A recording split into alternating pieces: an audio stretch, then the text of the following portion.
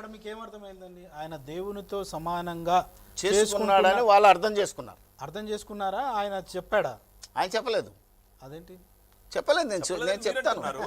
చెప్పాడని వాళ్ళు అనుకుంటున్నారు. అనుకుంటున్నారు కాదు, అక్కడ రాసింది అయితే చెప్పాడు. వాక్యంలో ఆయన ఏమని చెప్తాను మీకు.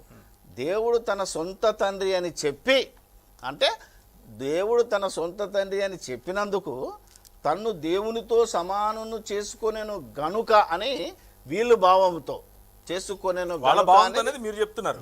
ఇక్కడ ఉంది వాళ్ళ నియమం. దేవుని కుమారుడు నియమం ఏంటి అని అంటే దేవుని కుమారుని చెప్పుకునే ప్రతి ఒక్కడు దేవుని చెప్పుకుంటున్నాడు అన్నది నియమం. వాళ్ళ నియమమే కాదు, అది పాత నిబంధన అంతా అదే నియమము. అందుకనే వాళ్ళ పాత నిబంధన అంతా అదే నియమం. అందుకే యేసుక్రీస్తుని రాళ్ళతో కొట్టారు, అంటే చంపేసింది కూడా. అందుకే తను తాను దేవుడుగా చెప్పుకున్నట్లే లెక్క. లేదు, దేవాలయం కంటే గొప్పవాడు ఇక్కడ ఉన్నాడు. దేవాలయం కంటే గొప్పోడు ఎవడు? దేవుడు కాక. దేవాలయం కంటే దేవుడు గొప్పోడే. దేవాలయం కంటే గొప్పోడు దేవుడు కాక ఇంకెవరు? అది